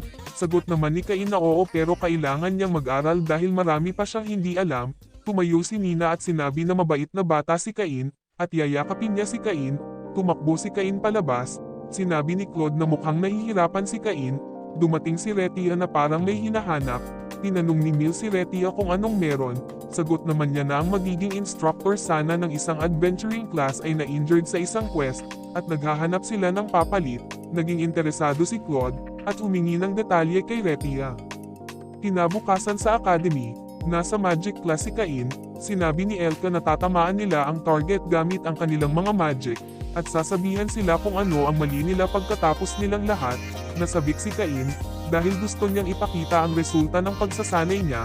Tinawag siya ng guro at sinabihan na bawal siyang gumamit ng attack magic sa loob ng academy, na mag-oobserbo lang siya sa lesson. Nagtaka si Cain, dagdag ng guro na pinaalam na sa lahat ng guro na hindi kaya ng barrier ang kanyang magic kahit na beginner level, at huwag na siyang mag-alala dahil papasa siya sa klase kahit wala siyang ginagawa. Sa utos ng headmaster, nagtatago sila Claude, Nina at Millie. Nag-alala sila kay Cain, dahil hindi talaga siya nababagay sa kanila. Sabi pa ni Claude sila na lang ang tutulong kay Cain. Sinabihan niya na maghanda na sila. Sa loob ng silid paaralan, nagpakilala si Bogan ang guro sa adventurer class. Siya ay dalubhasa bilang isang vanguard swordman. Pinakilala niya ang mga adventurer na pinadala ng guild. Nagulat si Cain nang makita sila Claude, Nina, Millie at Nina. May isang batang babae na nakakakilala sa kanila. Sabi ng isang bata na iba ang aura nila Claude at Nina. Sabi ng guro na ang plano ay C-rank dapat ang ipapadala ng guild, pero binigyan sila ng pabor ng guild. Pinakilala sila ng guro, at ang kanilang rank. Namangha ang ibang bata. Sinabi ni Cain sa sarili na dapat sinabi nila sa kanya na darating sila. Tinanong ni Claude kung ilan ang nag-register bilang adventurer. Nagtaas ng kamay ang lahat ng estudyante. Inutosan niyang ipakita nila ang kanilang mga guild cards. Nabigla si Cain. Pinakita ng ibang estudyante ang kanilang card. Lumapit si Claude kay Cain, at tinanong kung wala ba siyang guild card. Binulungan siya ni Claude na ipakita ito. Sabi ni Cain sa sarili na ang lahat ng estudyante ay kaka-register lang, at kung ipapakita niya ang card niya ay mabibigla sila. Pinipilit ni Claude si Cain. Tinignan ang mga estudyante si Cain. Sagot ni Cain na nakalimutan niya ito. Nabigla si Claude, at tinanong kung seryoso ba siya. Sagot naman ni Cain na oo. Sabi naman Claude na wala na silang magagawa at sinabi na kailangan niyang dalhin ito palagi, dahil pwede niya itong gamiting ID kung may mangyari, at sinabihan siya na huwag niya itong kalimutan. Sabi ni Millie na iba ang tingin ng mga bata kay Cain. Dagdag ni Lina na isolated si Cain sa ibang bata. Dagdag ni Nina na mahihirapan sila. Sabi naman ni Claude na gagamitin nila ang kanilang trump card. Sa isang training ground, mag-uumpisa na ang kanilang mock battle. Sabi ni Claude na ang basic skill kapag nakikipaglaban ay physical enhancement o boost, at dapat nilang pag-aralan ito. Sabi ni Millie na mag-uumpisa sila sa kung sino ang handa. May dalawang estudyante ang nagtaas ng kamay. Nasabik si Cain dahil maipapakita niya ng kaunti ang resulta ng pagsasanay kung si Claude ang kalaban niya. Natalo ni Claude ang isang estudyante at nagpasalamat ito, gustong sumunod ni Cain, ngunit may estudyanteng tumakbo at nakipaglaban si Claude sa kanya, lumapit si Cain kina Lina at Nina. Pinaalala ni Nina kay Cain ang bawal siyang gumamit ng attack magic. Sinabi ni Cain na naiwan naman siyang mag-isa at ganito parati ang nangyayari. Ang plano pala nila ay ipakita sa iba kung gaano sila kalakas, pagkatapos ay makikita ng ibang estudyante na kaya ni Cain makipagsabayan sa kanila, at pagkatapos ay magiging hero si Cain ng kanyang klase. Hindi mapakali si Cain dahil malapit na maubos ang oras nila, natapos na naman ang isang estudyante makipaglaban kay Claude, susunod na sana si Cain nang makita niyang may linya pala, nagulat si Cain, palapit na si Cain, at nagmamadali na siya. Sa wakas, si Cain na ang makakalaban ni Claude, sumugod si Claude at sabay silang tumalon, nagdikit ang kanilang espada, nang tumunog na ang bell, hudyat na tapos na ang klase, hinahinto na sila ni Bogan, nakiusap si Cain dahil hindi pa siya nakapag-mock battle, sabi ni Bogan na oo pero tapos na ang klase, humingi ng tawad si Claude dahil mali ang pagkalkula niya ng oras, dagdag niya na aayusin niya sa susunod, sabi naman ni Bogan na wala nang susunod dahil wala na sa schedule nila ang pag-request ng special teacher, tinanong ni Cain kung bakit. Sagot naman ni Bogan na wala silang budget, dahil mahal ang pag-repair sa nasira ni Cain, sinabihan niya ang mga estudyante na magpasalamat kina Claude, naiiyak si Cain at tinawag si Claude, ngunit nagpaalam lang siya. Kinagabihan, may mga pagsabog sa loob ng isang gubat, ito pala ay dahil kay Cain, naglalabas ng sama ng loob si Cain, galit siya kay Claude, may dragon na nagising, pinatay ito ni Cain ng isang tira lang, gumamit ng skill si Cain, nagpaulan ng bulang apoy at tinawag na tanga si Claude, may isang knight nakakita ng malaking apoy sa gubat, sinabi ng knight na isa itong masamang balita, nakagagawan ito ng prinsipe ng kadiliman, pinatunog nila ang bell, at sumugod ang mga knights kasama si Garm patungo sa gubat, samantala si Cain ay nagpupunas sa kanyang mukha at sinabi na maganda na ang kanyang pakiramdam, at nag-teleport na siya, naiwan na naman niya ang kanyang panyo. Nagmamadali sila Garm papunta sa gubat, at may nakita na naman silang malaking butas, nakita ni Garm ang panyo ni Cain. Kinabukasan sa silid sa palasyo, sinabi ng hari na may natanggap importanteng mensahe galing kay Garm, sabi niya na ang prinsipe ng kadiliman ay nagpakita sa gubat, nasira ang gubat, at nagpaulan ng bow ang apoy, tinanong niya si Cain kung nakatanggap ba siya ng babala galing sa mga Diyos, sagot niya na wala naman. Sabi naman ni Magna na kailangan nilang makipagtulungan sa ibang bansa, hinihilan sila ni Cain, na hindi na nila kailangan gawin iyon, tinanong ng hari kung bakit, hindi makasagot si Cain, tinanong siya ng hari kung may tinatago ba siya, nauutol na sagot ni Cain na wala, pinagalitan siya ng hari, at humingi ng tawad si Cain, sa gubat ng halimaw, may crystal na nahulog, pinulot ito ng goblin, at kinain ng dragon ang goblin, may usok na lumabas sa bibig ng dragon, at may boses na nagsabi na mahina na ang seal, dagdag ng boses na isa lang itong parte ng kanyang katawan pero okay na ito, ang boses ay galing pala kay Aaron. Sa pagpapatuloy, sa academy mag-aaral sila ng summoning magic, tinawag ni Elka si Cain, sumagot si Cain at sinabi na mag-aaral na naman siyang mag-isa ngayong araw, aalis na sana siya, nang sinabi ni Elka na pwede siyang sumali kasi hindi attack magic ang kanilang pag-aaralan, natuwa naman si Cain at nagpasalamat, may dinala si Elka na mage sa palasyo para turuan sila, ang pangalan niya ay Grat, kinaliwanag ni Grat ang dalawang klase ng summoning magic, ang una ay nakukuha sa bond ng monster at ng tao at gagawa sila ng contract, ang ikalawa ay gamit ang summoning circle at gagawa ng contract pagkatapos. Sabi naman ni Cain na ang una klase ay kapaprehan ng ginawa ni Cain kina Hako at Jin, sabi ni Grat na gagawin nila ang ikalawang klase, dagdag niya na kahit tagumpay silang nakasummon, kailangan pera nilang magkasundo para makagawa sila ng contract, may binigay na papel si Grat na gagamitin nila para subukang mag-summon. At nagsimula na sila, may 3 bata na tagumpay na nakasummon, may isang batang sumunod at nakasummon ng malaking monster, ngunit hindi sila nakagawa ng contract. Sabi ni Grat dahil kulang ang magic ng bata para pasunurin ang monster, dagdag niya na nakakamangha ng makasama ng mabangis na monster, at sinabi na magpatuloy lang siya magsanay para makagawa ng contract. Si Cain na ang susunod, nilapag ni Cain ang papel, binuhusan ito ng kanyang magic, at nag-alala siya dahil baka kaparehan ng monster na nasummon niya sa unang episode. Sagot naman ni Grat na huwag siyang mag-alala dahil aalis lang ito kapag hindi sila nakagawa ng contract, kaya pwede niyang ibuhos kahit gaano karaming magic. Nagumpisa na si Cain, sabi niya na sana makasummon siya ng makakalaro nila Hako at Jin. Nagulat si Grat dahil parang may iba sa magic circle ni Cain, may isang humanoid na monster ang lumabas. Sabi ng monster na bakit siya na-summon ng isang tao, siya pala ay ang prinsipe ng kadiliman. Tumayo si Cain at gumamit ng flash, nasilaw ang mga bata. Si Cain ay na-reincarnate at binigyan ng malakas na magic, kaya kahit sa pag-summon ay malakas din, mukhang nakasummon siya ng isang nakakatakot, kaya ba pa niya itong itago.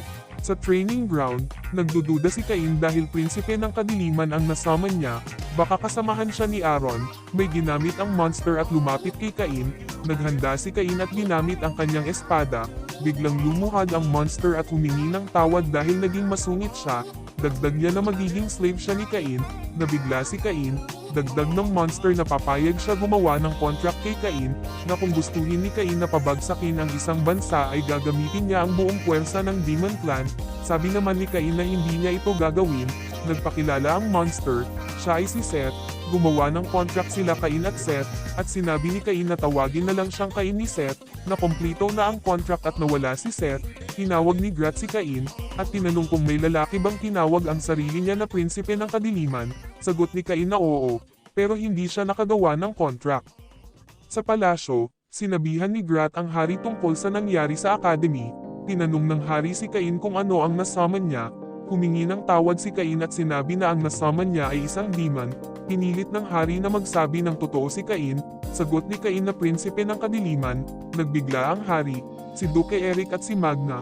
Tinanong ng hari kung ano ang nangyari, dahil alam niya si Cain. Sagot ni Cain na gumawa sila ng contract. Nagulat ulit silang tatlo, at sinabi ng hari kung narinig ba niya ang pagpipigil sa sarili, at sinabi na kung nagwala ang prinsipe ng kadiliman ay mawawasak ang royal capital sa isang korap lang. Humingi ng tawad si Cain, at sinabi na pagkatapos niyang buhusan ng magic ang circle, ay patuloy lang itong hinihila papasok ang kanyang magic, at hindi niya akalain na ganun ang lalabas. Tinanong ni Grat si Cain kung gaano karami ang kanyang magic para masummon ang prinsipe ng kadiliman. Sabi ng hari na baka sa pagsasanay ni Cain kasama ang unang hari ay nagdulot na tumaas pa ang kanyang magic. Nabigla si Grat sa narinig, inutusan ng hari si Cain na ipakita ang kanyang nakakabaliw na stats. Sinabihan ng hari si Grat na kung ano ang makikita niya ay hindi dapat ipagkalat, na ito ay isang state secret, kung hindi ay bibitayin siya. Inutusan niya ulit si Cain na ipakita ang kanyang stats. Pumayag naman si Cain, at pinakita ang kanyang status window. Nagulat silang lahat nang makita na si Cain ay isa ng demigod. Nakita ni Magna na hindi masukat ang status ni Cain. Tinanong ng hari si Cain kung ano ang title na ito. Lumuhad si Grat. Sinabi ni Cain na hindi niya kailangang lumuhad. Sabi naman ni Duke Eric na isa na siyang Diyos ngayon. Dagdag pa ni Magna na kailangan na nilang tawagin siyang Master Cain. Nagulat si Cain. Kinumpirma ng hari na hindi wawasakin ni Cain ang kaharian o ang mundo. Sagot naman ni Cain na hindi niya ito gagawin. Dagdag niya na kapareho ng sinabi sa kanya ni Seth. Natakot silang tatlo. Nakiusap si Cain na pretuhin siya nila kagaya ng dati. Sumang-ayon naman ang hari. Dagdag niya na dahil sa status ni Cain, kung sasabihin niya na ibigay sa kanya ang kaharian ay gagawin ng hari. Nagulat si Duke Eric at Magna. Sinabi ng hari kay Grat kung nakikita niya kung bakit kailangan itong itago. Dagdag ng hari na aayusin niya ang audience para ma-promote si Cain bilang Viscount, at mamahala siya ng isang bayan, at kung magtatagumpay si Cain ay iaanunsyo niya ang engagement ni Cain, at hindi siya tatanggap ng pagtutol, at maari na malapit sa kapital ang bayan. Dagdag ng hari na ang tao na hindi kayang protektahan ang isang bahay o isang bayan ay hindi makakayang protektahan ang isang bansa. Sa mansion ni Cain, nag-congratulate si Sylvia kay Cain, at tinanong kung saang bayan ang kanyang pamamahalaan. Sagot ni Cain na hindi pa niya alam, pero malapit ito sa kapital. Nagmungkahi si Sylvia na mag-celebrate sila, kasama ang mga taong malapit lang sa kanya. Dumating si Colin at sinabi na may masamang balita. Nakatanggap ng urgent news si Gorm galing kay Jane sa Gracia, na may sinyalas ng pagsalakay sa gubat ng mga monsters. Sa isang bayan makikita na lumilikas ang mga tao. Sa isang mansion, kinamusta ni Cain ang kanyang kuya na si Jin. Sabi naman ni Jin na kailangan na niya nang tawagin si Cain na Master. Nakiusap naman si Cain na huwag niya itong gawin, at tinanong siya sa balita. Sagot naman ni Jin na dumarami ang mga adventurer ang inaatake ng mga monsters sa mga nakaraang buwan. Dagdag niya na may pinadala siyang mga high-rank na adventurers para tignan ito, at sinabi ng mga adventurer na mas dumami ang mga monster. at mas mabangis ang mga ito. Tanong ni Jin kung naalala ni Cain ang nangyari sa nakalipas na dekada ang pagsalakay ng mga monster, at kapareha ang estado ng gubat noon at ngayon, kaya pala nagpadala siya ng sulat kay Garm para magpadala ng adventurers. Dagdag ni Jin na kung ang mayroon sila ang mga senyales lang, hindi nila matitiyak na ito ay pagsasalakay ng mga monster. Sabi din niya na marami silang pinadala ng mga knights at adventurers. Sabi naman ni Cain na titignan din niya ang paligid ng gubat. Pinigilan siya ni Jin dahil hindi niya pwedeng ipadala ang isang noble sa panganib. Pinakita ni Cain ang kanyang guild card. Nagulat si Jin, at tinanong kung paano nangyari ito. Sagot naman ni Cain na may mga bagay na nangyari, at pinaalala niya ang Red Dragon na napatay ni Cain. Humingi pa umanhin si Jin sa pag-istorbo at humingi ng tulong kay Cain, na gagawin din niya ang makakaya niya. Sabi ni Cain na bibisita muna siya sa guild sa bayan, para makakuha ng impormasyon. Sa guild building ng Gracia, may isang Beast Pope. Nagdududa ang Beast Pope kay Cain, at sa guild ng capital dahil bata ang pinadala nila, sinabihan niya si Cain na ipakita ang kanyang guild card. Nagulat siya na makita na A-rank si Cain. Dumating si Rudy at humingi ng paumanhin, at kinamusta si Cain. Tinanong ni Rudy ang pakay ni Cain. Sagot ni Cain na sinabihan siya ni Jin tungkol sa nangyari. Sabi ni Rudy na mas dumami ang senyales na sasalakay ang mga monster, at nahihirap silang lumapit sa gubat dahil naging mabangis ang mga monster. May tumawag kay Cain, sila Millie at Nina. Lumapit si Cain, at tinanong kung bakit sila nandoon. Binalik ni Millie ang tanong kay Cain.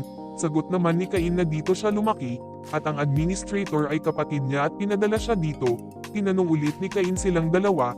Sagot naman ni Nina na pinadala sila ng guild, at ang lahat ng high rank na adventurer. Tanong ni Cain kung nakapunta na sila sa gubat. Sabi ni Nina na marami ng malalakas na monsters, at pangkat-pangkat sila kaya hindi sila makapasok sa gubat. Dagdag ni Millie na papunta na si Claude at Nina, at magsasama silang apat. Natuwa naman si Cain sa narinig. Lumapit si Rudy at tinanong kung ano ang gagawin ni Cain. Sagot ni Cain na titignan niya ang gubat.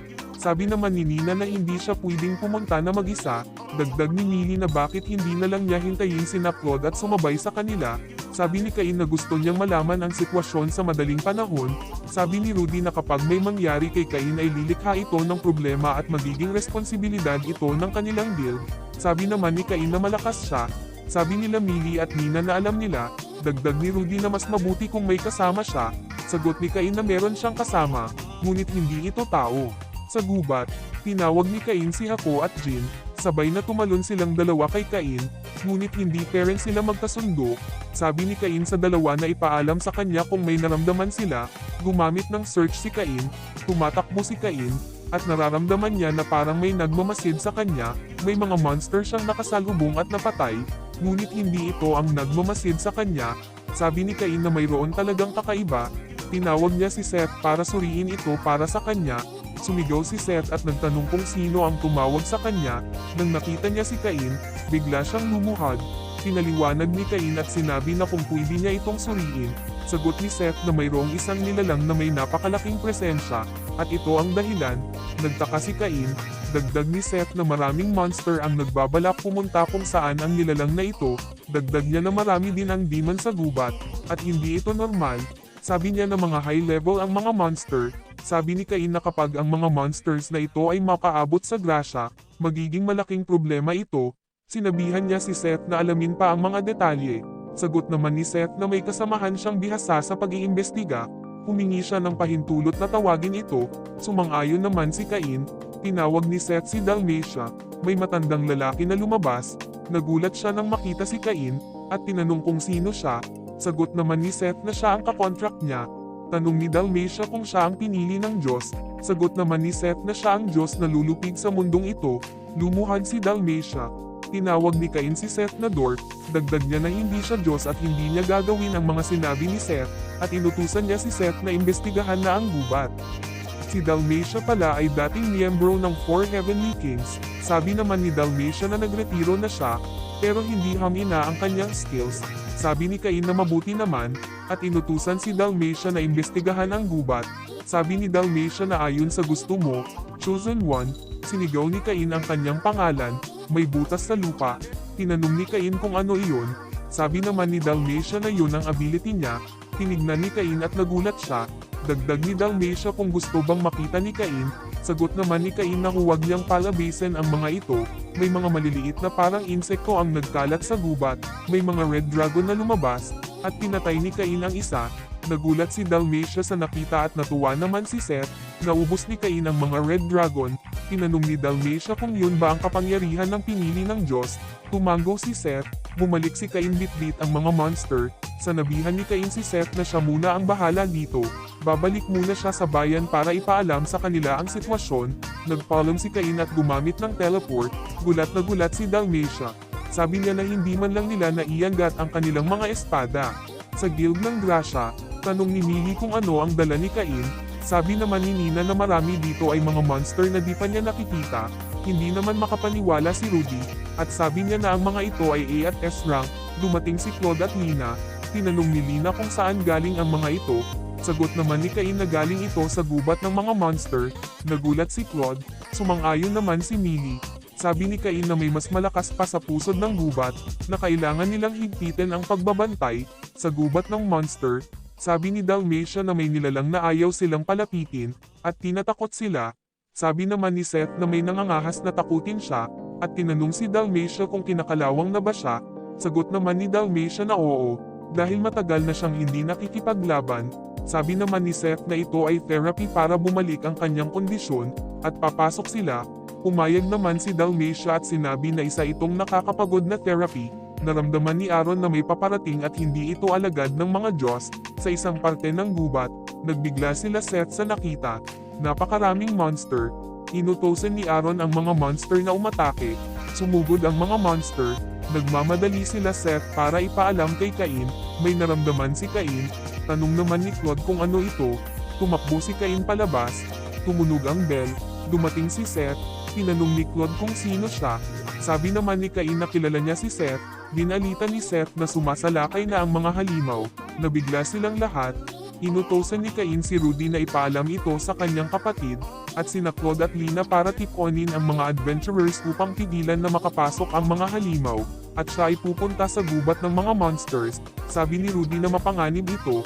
Sagot ni Cain na huwag silang mag-alala dahil may mga kaibigan siya na mas malakas pa sa A-rank adventurers, na ikinatuwa naman ni Seth. Sabi niya dahil sa sinabi ni Cain kailangan niya sakripisyo ang buhay niya para kay Cain. Nang paalis na sila Cain, dumating si Tijuana, at niyakap siya. Sabi ni Tijuana na humingi ng tulong si Garm sa Chivalric Order. Tanong ni Cain kung nag-iisa lang ba siya. Sagot ni Tijuana na nauna siya dumating, at susunod sila Dane. Tanong niya kung sumasalakay na ba ang mga monster. Sagot naman ni Cain na oo, at papunta siya sa gubat. Sasama sana si Tijuana. Ngunit pinigilan siya ni Cain at sinabi na kailangan niya protektahan ang bayan. Nasabik naman si Tijuana. Umalis na si Cain at Seth. Tinanong ni Seth si Cain kung bakit tumatakbo sila, at kung wala ba siyang move magic. Sagot naman niya kaunti lang ang mayroon ng move magic, at kailangan nilang mag-ingat na hindi malaman ng ibang tao. Sa gubat, makikita na nakikipaglaban si Dalmatia sa mga monster, at naalala niya ang nakaraan. May red dragon sa likod. Tinamaan ito ng fire magic. Dumating si Cain at Seth. Gumamit si Cain ng Inferno. Sabi ni Cain na malapit ang nilalang na hinahanap nila. Naramdaman ni Aaron si Cain, at sabi niya nagsimula na ang laro. Sa pagpapatuloy, nasa gubat si Cain kasama si Dalmatia at Seth. Sabi ni Seth na siya na ang bahala dito, at puntahan na ni Cain ang pinuno. Tanong ni Cain kung okay lang ba na iwanan sila. Sagot naman ni Seth na magsusuman siya ng mga kasama niya. Tanong niya na okay lang bang medyo mabawasan ang gubat. Sagot naman ni Cain na basta konti lang. Dagdag ni Cain na huwag siyang samobra. Sabi naman ni Seth na dapat siya ang magsasabi kay Cain nito. Tumawa si Cain, at umalis na si Cain. Lumilikas ang mga taong bayan, at nagbabantay si Tijuana sa labas, at nag-aabang ang mga adventurers. Gumamit ng search si Nina. Nakita niya na dumami ang halimaw na parating. Sabi ni Millie na pupunta siya sa gubat. Tanong ni Claude kung ano ba ang sinasabi niya. Sagot ni Millie na kahit gaano kalakas si Cain, hindi nila alam kung gaano karami ang mga halimaw, at gusto niyang kumilos sa paraang dapat gawin ng isang guro. Natuwa naman si Nina at sinabi na sasama siya. Sabi ni Claude na dahil dito kailangan niya tuloy pumunta, at tinanong si Lina. Binatukan siya ni Lina at tinawag na slowpoke. Umalis na silang apat. Sabi ni Claude na sasalubungin nila ang mga halimaw. Maraming pagsabog ang nagaganap sa gubat. Nagsummon si Seth ng mga kasama ang 4 Heavenly Kings, at nakita nila na napakaraming halimaw. Sabi ni Seth na humingi ng tulong ang kanyang kaibigan. Nagulat sila. Tanong ng isa kung gaano kagaling ang kaibigan na ito para makarequest sa kanya. Dumating si Dalmatia. Sabi niya na masaya siyang nakita sila ulit. Tinawag nilang Lord si Dalmatia at tinanong kung ano ang ginagawa niya doon. Sagot niya na pinakiusapan din siya ng kaibigan ni Seth kung sino ang nakipag-contract sa kanya. Nagulat ang apat na may nakagawang makipag-contract kay Seth. Tinanong nila kung sino ang taong ito. Sagot ni Dalmatia na siya ang dakilang demigod, ang pinili ng mga Diyos. Nagulat ulit silang apat. Sabi naman ni Seth na ipapaliwanag niya lahat mamaya. Sabi niya na inutosan siya na protektahan ang lugar na ito, at sumugod na sila. Patungo si Cain kung saan naroon si Aaron, at pinapatay niya ang mga halimaw na nasasalubong niya. Gumamit siya ng inferno, may tumira kay Cain. Lumabas ang dragon na sinaniban ni Aaron. Nabigla si Cain. Tinanong ni Cain na siya ang nagutos ng pagsalakay ng mga halimaw, at tinawag niya si Aaron ang God of Amusement. Sabi ni Aaron na sa kasamaang palad, bahagi lang niya ang nabuhay. Nagalit siya dahil kinailangan niyang manghiram ng katawan ng Black Dragon. Nagsummon pa ng maraming halimaw si Aaron. Pinapatigil siya ni Cain, ngunit hindi siya nakikinig. Sabi naman ni Aaron, ito ay isang laro upang makita kung ang lahat ng tao ay lalamunan ng mga halimaw, at nagpatuloy si Aaron na mag-summon ng mga halimaw. Dagdag niya na gaano katagal kayang magtagal ang iyong mga kaibigan. Tumatawa si Aaron, at patuloy pa rin siyang nagsusuman ng mga halimaw. Sa kabilang bahagi ng gubat, nilalabanan ng 4 Heavenly Kings ang mga halimaw, at nakita ni Claude ito. Sabi niya na may mga taong lumulutang. Hindi naman naniwala si Lina sa kanya at binatukan lang siya. Tinuro niya kung saan niya nakita ang mga ito. Nakita nila Nina at Millie ang mga tao. Tanong ni Millie kung kasamahan ba nila ang mga ito. Sabi naman ni Nina na baka mga kaibigan ito ni Cain, at sinang-ayon na naman nilang lahat.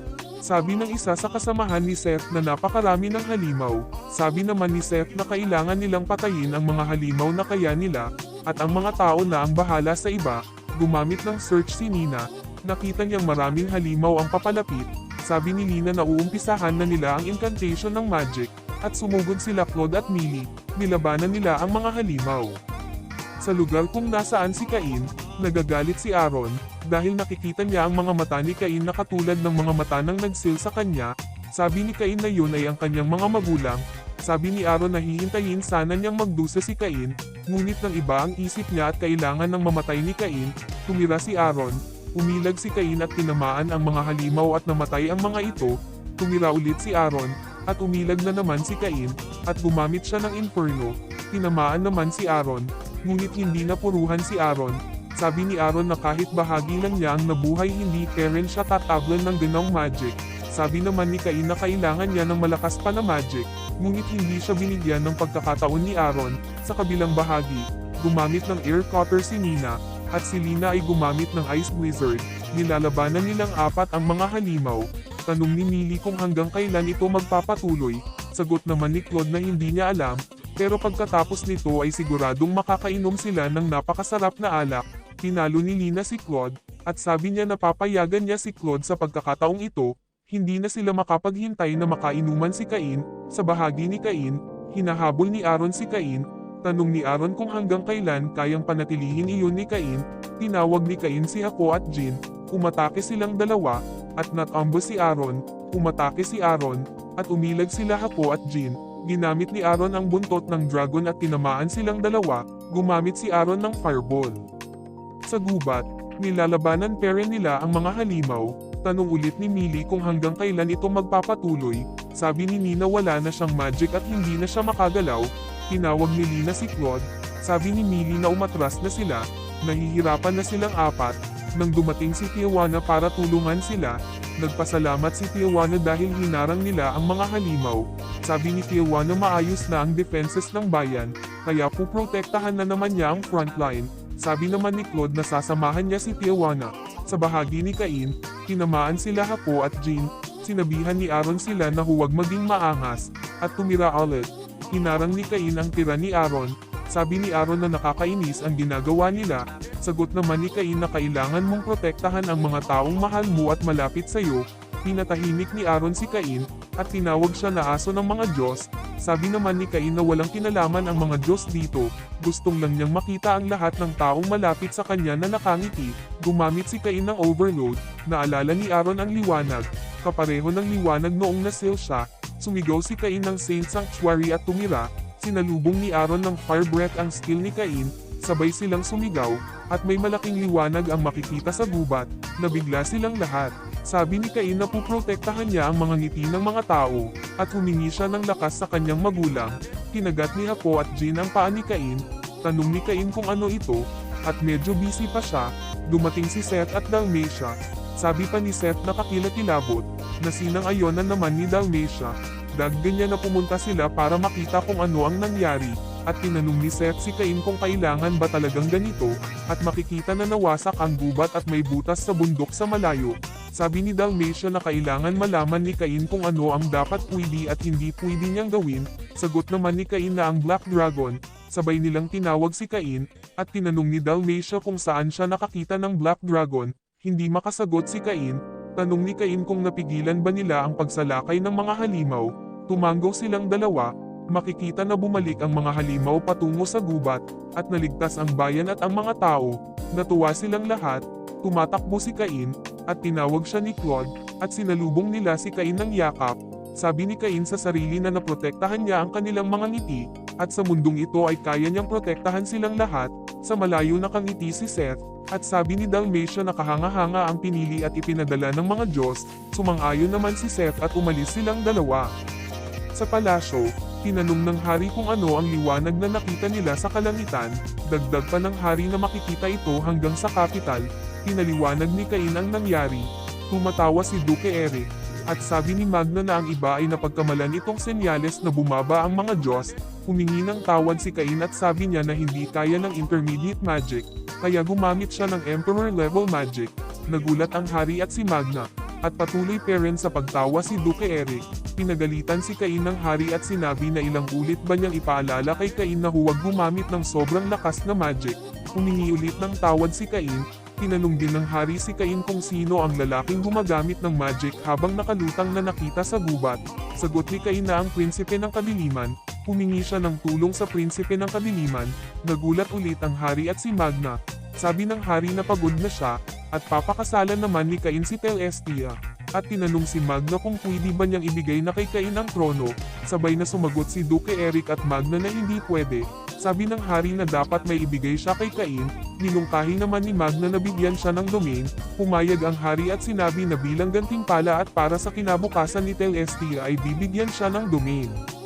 Opisyal na binigay ng hari ang domain ng Dorentel kay Cain, at na-promote siya bilang Viscount, at ang magiging pangalan niya ay Cain von Silford Dorentel, at pagsisilbihan niya ang kaharian. Tinanggap ni Cain ang pinagkaloob sa kanya. Nagulat sila Tijuana, Dane at Gorm. Sabi ni Gorm na bakit Dorentel pa. Niyakap ni Tijuana si Cain. Tinanong ni Cain kung anong problema. Sagot naman ni Tijuana na marami ng noble ang pinadala para mamahala doon, ngunit lahat ng ito ay tumakas lang. Sabi naman ni Telestia na nakapalupit nito, at kakausapin niya ang hari. Ngunit pinigilan siya ni Cain, at sabi ni Cain na nasa sabik siya, dahil makakatayo siya ng bagong bayan, isang bayan kung saan nakakangiti ang lahat. Natuwa naman sila Silk, Tijuana at Telestia. Dagdag pa niya na sabay nilang bubuuan ito. Pumayag naman silang tatlo. Dagdag nilang lahat na huwag sabraan ni Cain, at nagtawanan sila, at papunta na sila sa Dorentel.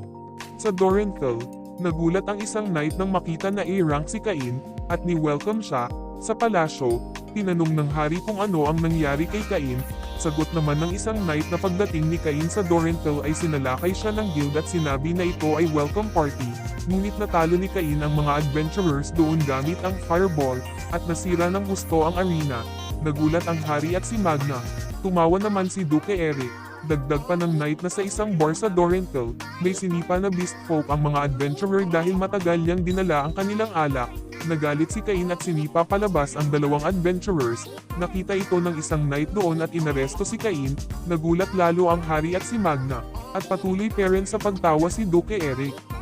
Kinuwento ni Cain kina Silk at Telestia ang nangyari pagdating niya sa Dorentel. Biglang dumating si Seth at humingi ng tulong kay Cain. Tanong ni Cain kung ano ang nangyari. Nakita ni Telestia ang sungay ni Seth at tinanong si Cain kung siya ba ang prinsipe ng kadiliman. Dagdag ni Telestia na medyo bogbog si Seth para maging prinsipe ng kadiliman.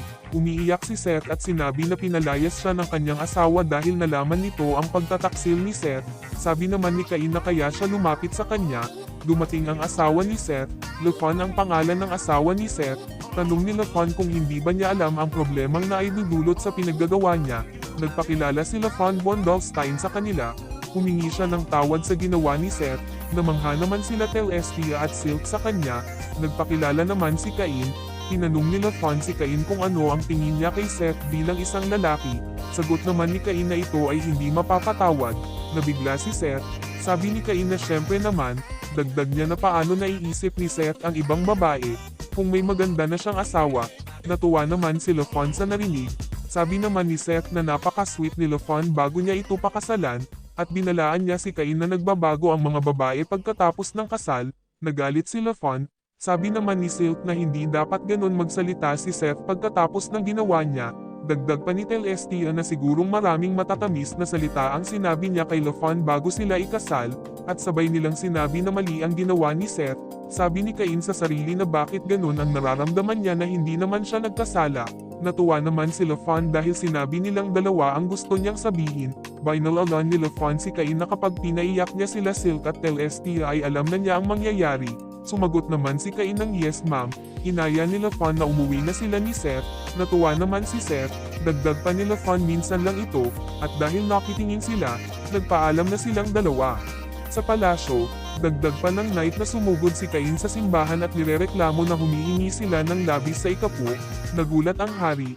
Sabi pa ng night na, noong pumunta ang guild at underground guild sa simbahan para atakehin ang pari, ay nakaabang si Cain para pigilan sila. Sabi ng hari na ang mga bagay ay umabot ng ganoon. Sabi naman ng knight na may mas malala pa dito. Gumawa si Cain ng pader. Tumawa naman si Zenom. Tanong naman ni Rhyme kung ayos lang ba ito. Sabi naman ni Zenom na oo. Sabi niya na marami pang bagay ang kailangan nilang gawin ni Cain. Nagprotesta sila Tijuana, Silk at Telestia dahil mas maganda pa ang kastilyo ni Cain kaysa sa hari. At ito ay medyo sumusobra na. Tanong naman ni Cain kung ganun ba. Sagot naman nila Silk at Telestia na oo, at kailangan ba talaga ito? Si Cain ay na-reincarnate galing sa kabilang mundo at dala ang kanyang memorya, at pinagkalooban siya ng overpower na stats na may level 10 na proteksyon galing sa mga Diyos, at magpapatuloy ang istorya ni Cain. At dyan nagtatapos ang Season 1 ng anime na ito. Salamat sa mga nanood. Kung bago pa lang kayo ay mag-subscribe na kayo para maging updated sa susunod na video.